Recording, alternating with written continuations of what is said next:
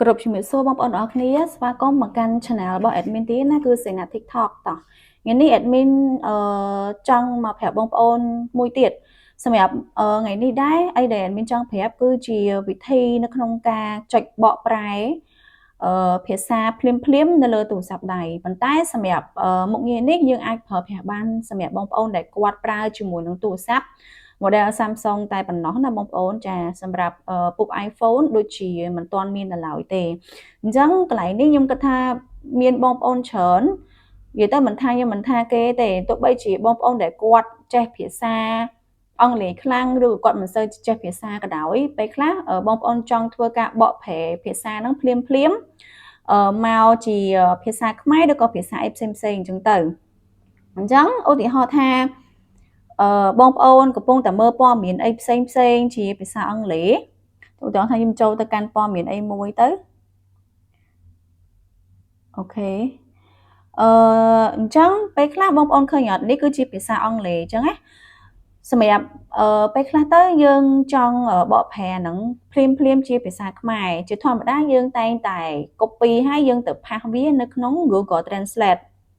អញ្ចឹងណាដើម្បីបកប្រែពេលខ្លះវារៀង take time យើងបន្តិចដែរអញ្ចឹងថ្ងៃនេះខ្ញុំចង់ប្រាប់ពីវិធីសាស្ត្រនេះមួយដែលបងប្អូនអាចធ្វើការចុចបកប្រែភ្លាមនៅលើទូរស័ព្ទដៃនឹងរបស់យើងនឹងតែម្ដងអញ្ចឹងវិធីនៅក្នុងការបកប្រែហ្នឹងដំបូងបងប្អូនចូលមកកាន់ព័ត៌មានអីមួយដែលយើងចង់មើលមកបន្ទាប់មកបងប្អូនធ្វើការ select ឲ្យជាប់នៅខាងក្រោមនេះប៉ះខាងក្រោមនឹងឲ្យជាប់អូខេបន្ទាប់ពីប៉ះខាងក្រោមហ្នឹងហើយបងប្អូននឹងឃើញមានអាខាងក្រោមនេះឃើញអត់អញ្ចឹងពេលមកដល់កន្លែងខាងក្រោមនេះបងប្អូនចុចចូលណាកន្លែងខាងស្ដាំដៃនេះមកវងមូអាចុងក្រោយគេនេះមកបងប្អូនចុចចូលមកកន្លែងនេះ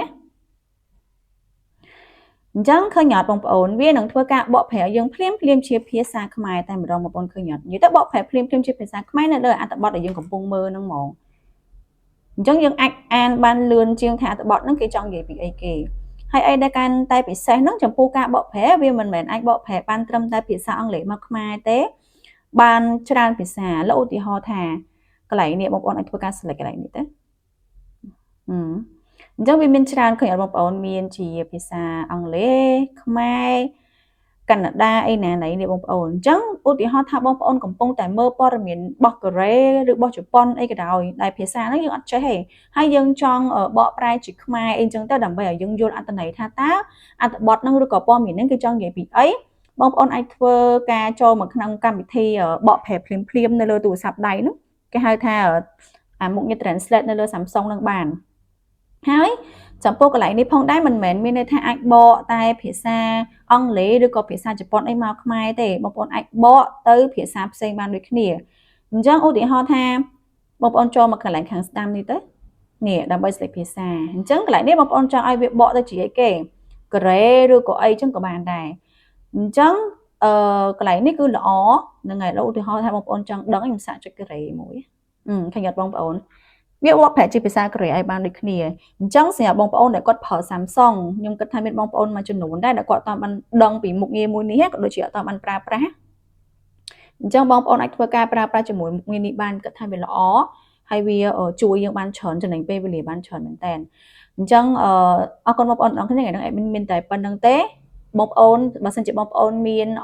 ចម្ងល់ឬក៏បងប្អូនចង់ចេះពីអីគេបន្ថែមទេអាចធ្វើការ comment នៅខាងក្រោមវីដេអូបានបើសិនជា admin ចេះ admin នឹងធ្វើការចែកម្លែកជូនបងប្អូនអរគុណច្រើនសម្រាប់ការតាមដានវីដេអូរបស់ admin ជំរាបលាបាយបាយ